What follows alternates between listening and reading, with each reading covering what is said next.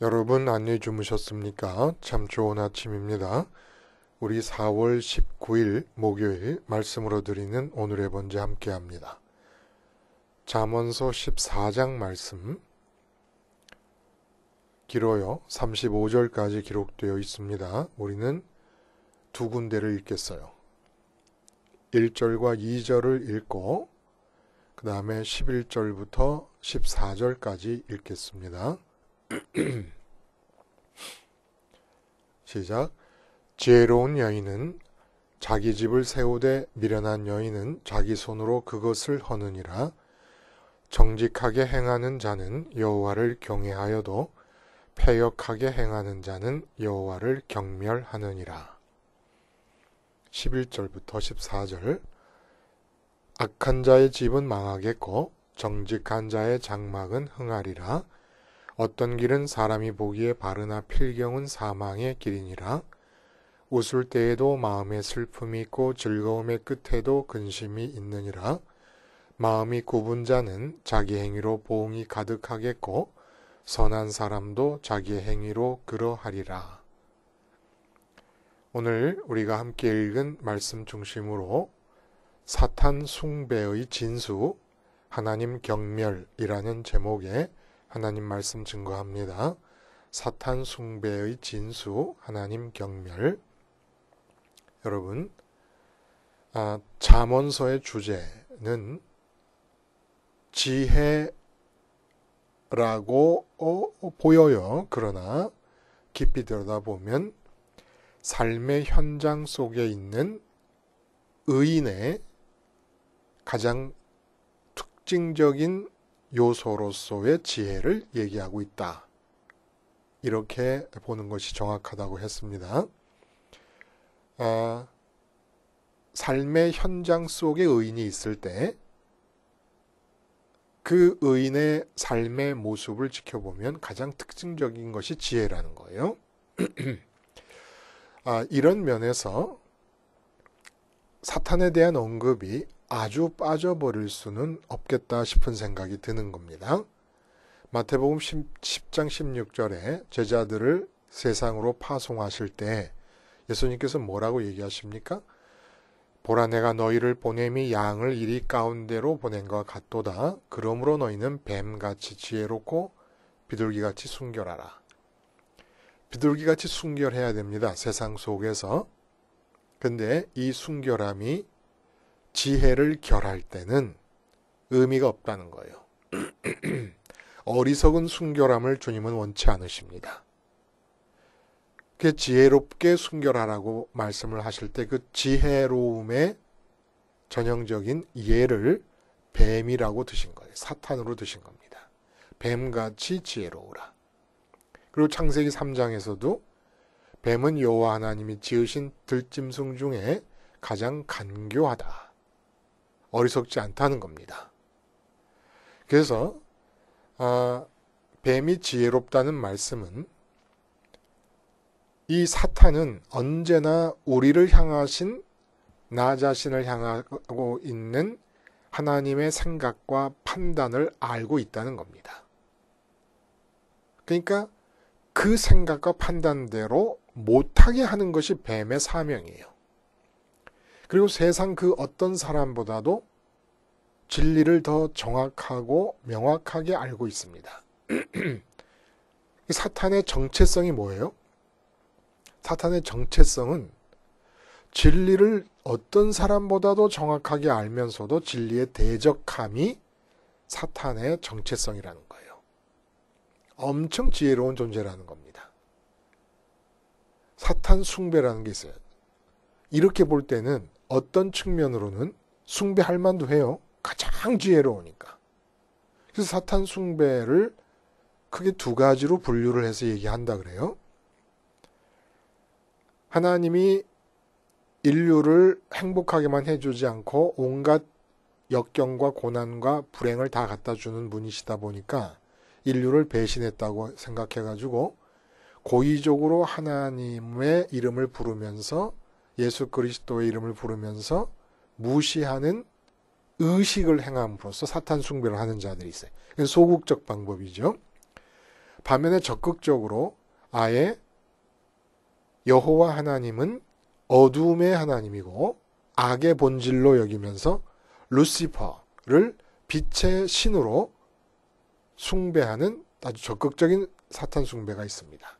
근데 앞에서 얘기한 대로 예수님도 예를 전형적인 지혜로운 존재의 예로 드실 정도로 사탄이 지혜롭다면 그렇게 지혜로운 사탄이 이 세상을 내려다볼 때 가장 어리석은 사람이 누굴까요? 사탄 숭배자들입니다. 가장 하찮게 여기는 사람들이 누굴까요? 바로 사탄 숭배자들이에요. 사탄이 사탄 숭배자들에게 의리를 지킨다든지 그들을 사랑하는 일이란 있을 수가 없습니다. 사탄에게 있어서 가장 무가치한 존재들이 바로 사탄 숭배자들입니다. 그러면 사탄은 사탄 숭배를 좋아할 만큼 어리석지 않아요.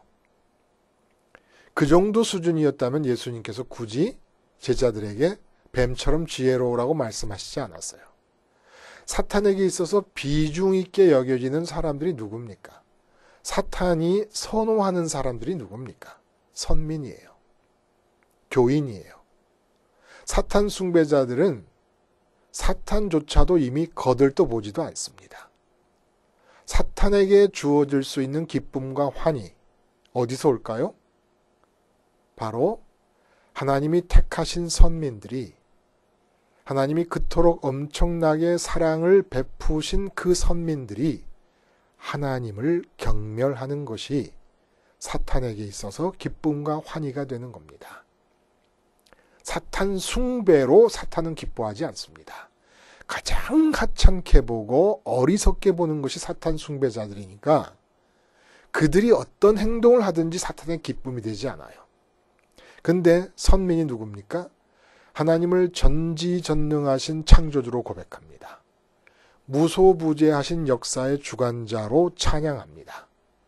근데 이렇게 고백하고 이렇게 찬양하면서도 하나님을 경배하는 중에도 하나님을 경멸할 수 있고 하나님을 예배하고 하나님께 기도하는 중에도 하나님을 경배할 수가 있습니다.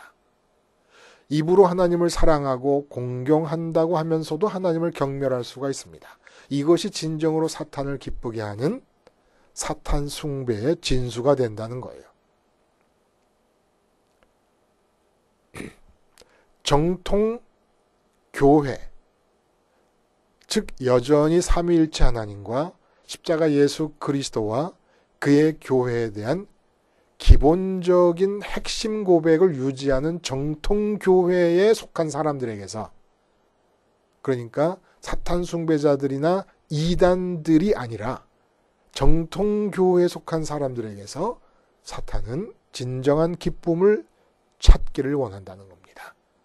이런 사람들이 그러면 어떻게 하나님, 삼위일체 하나님과 예수 그리스도와 그의 교회에 대한 기본 교리를 유지하고 있으면서 어떻게 하나님을 경멸할 수가 있을까? 이게 가능하다는 거예요. 지혜로운 여인은 오늘 1절 말씀 봅니다. 지혜로운 여인은 자기 집을 세우되 미련한 여인은 자기 손으로 그것을 허느니라. 여인에 관한 말씀을 하는 게 아니에요. 여전히 지혜에 관한 말씀을 합니다. 지혜가 지니는 특성의 한 측면을 말하고 있는 거예요. 그럼 그 특성의 측면이 뭡니까? 한 측면이 사람이 어느 곳에든지 지속적으로 머무는 장소나 머물게 되는 상황이나 처지가 있을 때 그 장소와 상황과 처지가 어떠하든지 상관없이, 전혀 상관없어요. 그 처지나 상황과 장소가 아무리 열악한 장소라도, 뭐 아니면 부한 장소라도, 화려한 장소라도, 왕궁 같은 곳이든 아니면 거지 동굴이든 상관없습니다. 어떤 곳이든지 그곳에 머물고 있는 사람이 지혜로울 때 그곳은 세워지고 흥하게 되고 기쁨과 환희와 성공과 열매로, 다시 말해 혼돈과 공허와 암흑이, 흑암이 사라지는 장소가 된다는 겁니다. 세워진다는 게 그 뜻이에요. 혼돈과 공허와 흑암이 사라짐을 말해요. 하나님이 이 세상을 창조하신다는 것은 세상을 세우셨다는 거예요. 세상을 세우시면서 혼돈과 공허와 흑암이 없어지지 않습니까? 혼돈, 무질서가 없어지고 공허, 열매가 주렁주렁 맺히며 흑암, 밝고 광명한 평강이 주어진다는 얘기죠. 이게 세워짐이라는 얘기예요. 집이 세워진다는 게. 지혜를 가진 자가 머무는 곳이면 머물기 전의 상태가 어떤 것이든지 상관없이, 집에 아내요 엄마가 제일 오래 머물고 있지 않습니까?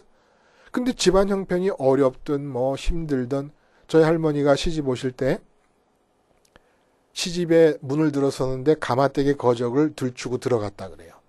근데 그 친정은 어느 정도 부자였냐면 기차를 타고 만주에서 이 시집으로 오기 위해서 오는데 기차를 타고 오는 동안이 전부 친정 아버지의 콩밭이었다고 합니다. 그럴 정도로 부잣집의 딸이 가난한 한의사집으로 시집으로 온 거예요. 그런 것처럼 어떤 상황에 처해 있는 집으로 시집을 가더라도 그 여인이 지혜로우면 그 집에는 혼돈과 공허와 흑암이 사라지면서 집안이, 가문이 세워진다는 겁니다. 이걸 또 다시 말하면 여인에게만 그런 문제가 있는 게 아니라, 그렇게 지혜의 특성이 발휘되는 게 아니라, 지혜로운 여인처럼 지혜로운 직장인은 자기의 직장을 세우느니라, 이렇게 말할 수 있다는 거예요. 지혜로운 학생은 자기 학교와 학급 반을 세우느니라, 이렇게 말할 수 있다는 겁니다. 지혜의 특성을 말하는데, 지혜는 이렇게 머물고 있는 곳마다 혼돈과 공허와 흑암이 물러가게 하는 엄청난 능력이 있습니다. 그러면 구체적으로 내가 어떤 처지에 있든지 어떤 장소에 있든지 지혜가 임하고 그 장소에 혼돈과 공허와 흑암이 물러나면서 세워지는 역사가 일어나려면 어떻게 해야 되나? 어떻게 해야 된다는 겁니까? 그래서 2절에 답이 나오는 거예요. 정직하게 행하는 자는 여호와를 경외하여도 패역하게 행하는 자는 여호와를 경멸하느니라. 이거는 문법적으로 좀 바르게 쓰려고 그러면 여호와를 경외함으로써 정직하게 행함이 증거로 나타나면, 정직하게 행한다라는 것은 여호와를 경외하고 있다는 증거라는 거예요. 패역하게 행하고 있다는 것은 여호와를 경멸하고 있다는 증거라는 겁니다. 그러므로 여호와를 경외함으로써 정직하게 행한다는 증거가 나타나면, 그러면 지혜가 하늘에서 비가 내리듯 눈이 내리듯 주어질 것이고, 그 지혜로 인해서 그 사람이 머물고 있는 장소는 혼돈과 공허와 흑암이 다 사라진다. 그러니까 내가 흙수저로 태어나도 상관없고 또 부자로 태어났어도 상관없는 건, 부자로 태어났어도 그 오래 머물고 있는 그곳에서, 아니면 부잣집에 시집 온 한 여인이 지혜롭지 않고 어리석으면 그 집은 무너져 내립니다. 혼돈하고 공허하고 어둠에 파묻혀 버린다는 거예요. 그러나 가난한 집에 시집 갔어도 그 여인이 지혜로우면 혼돈과 공허와 흑암이 물러나가고 열매가 맺혀지고 질서가 잡히고 광명한 평강이 주어진다는 겁니다. 근데 어떻게 하면 그렇게 되느냐? 여호와를 경외해서 정직한 행함이 그 경외함의 증거로 나타나면, 반면에 어떻게 하면 망하느냐? 여호와를 경멸함으로써 그 경멸함이 패역하다, 정직하지 않은 거예요. 정직하지 않은 행위로 나타나면 그건 망한다는 겁니다. 자, 정직함이 뭐예요, 여러분? 정직함이란 거짓말을 하지 않거나 남을 속이지 않는다는 의미를 넘어섭니다. 거짓말을 하지 않는다, 말로는 정직함의 의미를, 구약 성경이 말하는 정직함의 의미를 파악할 수가 없어요. 정직함이라는 얘기가 따로 나오고 거짓말하지 말라는 얘기가 오늘 본문에서도 계속 나옵니다. 그럼 구약 성경에서 말하는 정직함이란 이미 말씀을 드렸습니다마는 마음의 움직임이 있지 않습니까? 마음이 움직일 때 그 마음이 움직이는 궤적, 마음에 움직이는 선을 염두에 두고 하는 말입니다. 그 마음에 움직이는 선이 직선이 되는 것을 말하는 거예요. 직선이라는 건 뭡니까? 두 점 사이를 잇는 가장 짧고 곧은 선입니다. 가장 짧으려니까 곧을 수밖에 없죠. 두 점 사이를 잇는 가장 짧은 선이 직선이에요. 그래서 선민을 향해 언급되는 정직함이라는 것은 나라는 점과 하나님이라는 점 사이를 잇는 내 마음의 움직임의 선을 말하는 겁니다. 내 마음이 나와 하나님을 이을 때, 이게 선민에게만 해당되는 얘기예요. 나와 하나님이라는 두 점을 잇기 위해 내 마음이 움직여가는 그 궤적이 직선일 때 그 상태를 정직함이라고 얘기하는 거예요. 그리고 정직함으로 행한다는 것은 무엇을 하든지, 나가서 장사를 하든지 집에서 살림을 하든지, 살림을 하는 중에도 청소를 하든지 밥을 짓든지 설거지를 하든지 빨래를 하든지 언제나 내 마음은 하나님께로 직선으로 움직여서 하나님을 잇고 그 하나님과 나를 직선으로 이은 상태에서 빨래도 하고 설거지도 하고 밥도 하는 것, 이걸 정직함으로 행한다는 거 말하고 있는 겁니다. 그러면 구체적으로 말하면 이렇습니다. 여인이 집에 머물고 있는 동안 정직하게 행한다든지, 직장 나간 아빠가 직장에 머물고 있는 동안 정직하게 행한다는 것은 도대체 무슨 뜻이냐? 집에 머물고 있는 주부가 집안에 지금 돈 문제가 생겼습니다. 자녀 문제가 생겼습니다. 근데 정직하게 행한다는 것은 뭐예요? 돈 문제, 자녀 문제 앞에서, 남편 문제 앞에서 하나님께 마음이 직선으로 가는 겁니다. 하나님께 마음이 직선으로 가는 이유는 뭡니까? 믿음 때문에 그렇습니다. 마음은 왜 움직이지요? 마음이 모든 물체는 움직이려면 힘이 필요하지 않습니까? 에너지가 들어가요. 그럼 마음은 움직일 때 어떤 에너지를 통해서 움직입니까? 마음은 비어있기 때문에. 하나님 크기의 어마어마한 공백, 영이신 하나님이 들어와야만 채워질 수 있는 공백이 있기 때문에. 그래서 마음의 공백 부분을 우리는 영이라고 나의 영이다 할 때 영이라고 말할 수 있는 거예요. 그래서 그 빈 공백 부분에서 에너지가 발생합니다. 내 마음이 움직일 수 있는 에너지가. 그럼 어디를 향해 움직입니까? 그 마음의 공백을 채울 수 있다고 믿어지는 대상을 향하여 움직입니다. 이 움직여서 기쁨과 만족을 줄 수 있고 마음을 채울 수 있을 거라고 믿어지는 대상을 향하여 움직이는 그 궤적이 하나님을 향한 궤적을 봤을 때 직선인 경우가 정직하다는 것이에요. 그럼 정직하게 행함이라는 것은 돈 문제가 생겼어요. 근데 돈 문제에 직선으로 연결합니다. 돈 문제와 내 마음이 직선으로 연결됩니다. 그러면 돈 문제가 해결돼야 내 마음이 채워져서 기쁘고 만족하다고 믿게 되는 겁니다.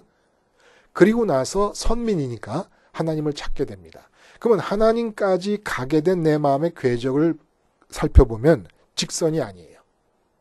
구분선이거나 꺾은 선이 될 수밖에 없습니다. 이것이 패역하게 행하는 것이고 하나님을 경멸하는 겁니다. 다시 말하면 이런 거예요. 자, 돈 문제가 발생했습니다. 그러면 돈 문제에 먼저 가는 것은 어떤 걸 뜻하느냐? 하나님이 계심에도 불구하고 하나님이 내 옆에 계시지만 하나님 당신은 결코 내 마음에 기쁨과 만족이 되실 수는 없지 않습니까? 그러므로 기쁨과 만족의 문제가 급한데 내 마음을 채워야 되는 게 급한데 그 일을 위해서는 하나님은 아무 역할도 할 수가 없으니까 일단 하나님을 제껴 놓습니다. 그래서 내가 돈 문제를 붙잡습니다. 왜냐하면 돈이 해결돼야 기쁨과 만족이 주어지니까. 그 다음에 하나님의 속성을 다 고백합니다. 전지전능하시고 무소부재하시고 역사를 주관하시고 생사화복의 주권자 되시는 하나님께 내가 간구합니다. 돈 문제를 해결해 주시옵소서. 하나님을 경멸하는 거라는 겁니다.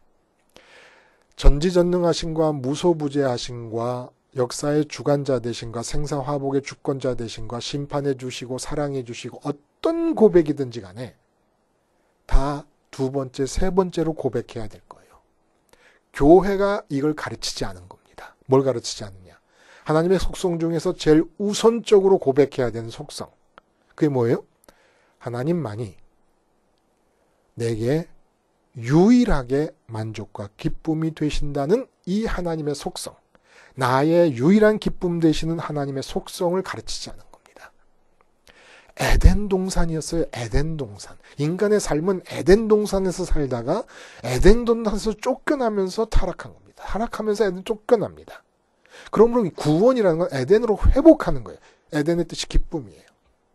가장 우선적인 하나님의 속성, 우리가 인격적으로 하나님을 관계할 때 우리가 기억해야 될 첫 번째 속성은 하나님만이 나에게 기쁨이 되신다는 속성인 거예요. 이걸 안 가르친 겁니다. 이걸 안 가르치니까 마귀의 유혹대로 하나님의 창조주 되신과 전지전능하신과 모든 속성을 입으로 고백하면서 기쁨의 대상으로는 마귀의 유혹을 따라 다른 거를 선택하면서 마음이 하나님께로 움직여가는 것이 항상 굽어져 있고 꺾여져 있습니다. 이게 하나님을 경멸하는 겁니다. 아무리 하나님을 공경한다고 말하고 사랑한다 말하고 경외한다고 말하고 입으로 암만 그래도 실제로 내가 지금 현재 슬퍼하고 있고 걱정하고 있고 괴로워하는 이유가 돈이거나 건강이거나 자녀의 형통이거나 남편의 성공이나 승진 문제라면, 나라 안팎의 문제라면, 그렇다면 명예의 문제고 권력의 문제라면, 그렇다면 하나님을 경멸하는 겁니다. 하나님은 어디에서 우리에게 존경받으실 수 있고 공경받으실 수 있고 경외되실 수 있습니까? 하나님만이 유일하게 나의 기쁨이고 만족의 원천이심을 고백할 때 하나님은 나에게서 사랑받으시는 것이고 나에 의해서 공경받으시는 것이고 경외되시는 것입니다. 이것이 빠지면 별의 별 하나님의 속성을 다 고백해도 하나님을 경멸하는 것이 됩니다.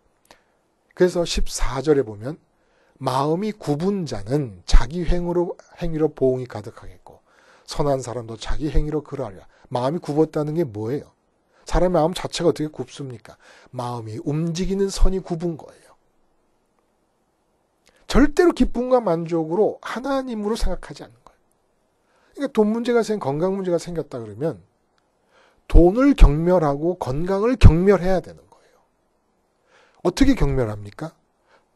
돈아, 네가 문제가 발생했지만, 건강아, 네가 문제가 발생했지만 내 마음의 만족과 기쁨은 네가 해결된다고 해결되는 것은 아니다. 돈이 많아진다고 내 마음의 궁극적인 기쁨과 만족이 주어지는 건 아니다. 좀 돈을 경멸해 볼 수 없습니까? 좀 육체의 건강을 경멸해 볼 수 없습니까? 이 세상에서 사람들이 말하는 그런 식의 형통과 성공을 좀 경멸해 볼 수는 없습니까? 왜 굳이 꼭 교인들이라는 사람, 선민들이라는 사람들이 하나님을 경멸하고서야 세상을 살아갈 수 있을지 몰라요. 왜? 그래서 13절에 뭐라고 얘기합니까? 12절 13절 보면 어떤 길은 사람이 보기에 바르나 필경은 사망의 길이니라. 웃을 때에도 마음에 슬픔이 있고 즐거움 끝에도 근심이 있느니라. 이게 뭐예요? 웃을 때에도 마음에 슬픔이 왜 있어요? 돈 문제가 해결되면 기쁠 줄 알아서 돈 문제가 해결이 돼서 웃었어요. 그런데 여전히 슬픔이 남아있는 겁니다. 왜냐하면 그 하나님 크기로 만들어진 마음에 채워질 수가 없으니까 여전히 슬픔이 남아있어요. 즐거움의 끝에도 근심이 있느니라. 건강 문제가 해결되니까 즐거웠어요. 아플 때는 그랬습니다. 이 아픈 것만 없어지면 정말 내가 걱정이 무슨 걱정이 있겠는가라는 생각을 했어요. 근데 아픈 데서 완전히 치유가 돼서 건강을 회복했습니다. 제가 예언할 수 있어요. 일주일 지나면, 아니 3일 지나면 세상 걱정, 근심이 마음에 들어차기 시작합니다. 이게 마음이 굽은 거예요. 그래서 하나님을 경멸하고 세상을 경외하는 겁니다. 돈을 경외하는 거예요. 경외가 뭐라고요? 없으면 죽는다 싶은 생각이 드는 게 경외거든요. 그 마음에 돈 때문에 걱정이 생기고 건강 때문에 걱정이 생기고 여러 가지로 걱정과 근심이 생기면 아이고, 이 걱정과 근심은 돈 때문도 건강 때문도 형통하지 못했기 때문도 실패했기 때문도 아니다. 세상에서 말하는 실패와 성공 때문이 아니다. 궁극적으로는 하나님으로 채워지지 않고 있기 때문이다. 하나님으로 채워지지 않는 한 이 걱정, 근심, 염려, 걱정은 사라지지 않을 것이다. 이렇게 고백해야 하나님을 경외하는 것이고 돈을 경멸하는 것인데, 그리고 정직하게 행하는 것인데, 하나님께 직선으로 가는 거 아닙니까? 마음이 비어 있어서 마음이 움직이는데, 비어 있는 걸 채우기 위해 움직이는데 당연히 하나님께 첫 번째로 감으로써 직선으로 움직여야죠. 그게 정직한 거예요. 그리고 그게 경외고요. 하나님 없으면 안 되겠다 싶으니까. 돈은 없어도 하나님 없으면 안 된다. 이게 경외 아니겠습니까? 근데 철저하게 하나님을 경멸하는 거예요. 이렇게 경멸하고서야 어떻게 흥하겠습니까? 그래서 11절에 말합니다. 악한 자의 집은 망하겠고 정직한 자의 장막은 흥하리라. 이게 지혜로운 여인이 집안을 세운다라는 얘기예요. 어리석은 여인은 제 손으로 집안을 허문다. 같은 의미의 말씀입니다. 악한 자가 누구예요? 뭐가 악한 겁니까? 뉴스에 나오는 모든 범죄자들이 악한 거예요? 그들도 악하지요. 그러나 그들만 악합니까? 진짜 악한 게 뭐예요? 교회에서 직분 갖고 있으면서 목사, 장로, 집사, 권찰, 그리고 몇십 년씩 교회를 다니면서 하나님을 경멸하는 자들. 이들보다 악할 수 있겠습니까? 세상에 나오는 어떤 범죄자가 오랫동안 교회를 다니고 있으면서 하나님 경멸하는 자보다 더 악하겠습니까? 장로님, 권사님, 목사님들의 소망이 뭐예요? 돈 많이 벌고 예산 많이 늘어나고 좋은 예배당 짓고 사업이 확장되고, 그래서 권사님들끼리 대화할 때 이 세상적인 형통이 어깨에 힘 들어가는 근원이 됩니다. 그리고 모든 권사님들이 존경해요. 세상적으로 형통하고 세상적으로 자녀가 형통하고 세상적으로 남편이 성공하면 그 권사님을 우러러보고 그 권사님은 소위 말해서 교회에서 대빵 권사님이 됩니다. 하나님 경멸하는 겁니다. 권사회로 모여서 하나님 경멸하고 있는 거예요. 장로님들이 모여서 하나님 경멸하고 있고 목사님들 회에서 하나님을 경멸하는 겁니다. 정직하지 못한 거예요. 하나님과 나의 마음을 직선으로 잇지를 못하는 거예요. 그런 마음에는 지혜가 생기지 않습니다. 집이 가난하도, 남편이 실패해도, 자녀가 공부를 못해도 그냥 나는 지혜로운 거예요. 나에게서 지혜가 흘러나오게 하면 됩니다. 어떻게? 하나님 경외함으로. 어떻게 하나님 경외합니까? 정직함으로. 하나님만이 나의 기쁨과 행복이 될 수 있다. 그래서 돈 못 버는 남편 앞에서 절대로 불평하지 않습니다. 남편에게 불평하면 하나님 경멸하는 겁니다. 왜? 하나님은 기쁨이 못 돼도 남편과 남편이 벌어오는 돈은 기쁨이 될 수 있다고 믿는 거니까 이보다도 하나님을 경멸할 수는 없지요. 공부 못한 자녀를 나무라는 것은 하나님 경멸하는 겁니다. 공부 잘하는 자식이 나를 기쁘게 할 수 있어도 하나님이 나를 기쁘게 할 수는 없는 거니까.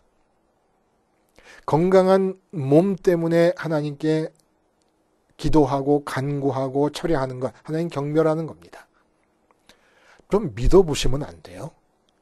참새 한 마리 땅에 떨어지는 것도 하나님이 주관하신다는데 내 몸에 병든 거 하나님이 모르시겠습니까? 병이 들건 안 들건 좀 내 몸이 남의 몸인 것처럼 하나님께 맡겨두고 믿어두시면 안 됩니까?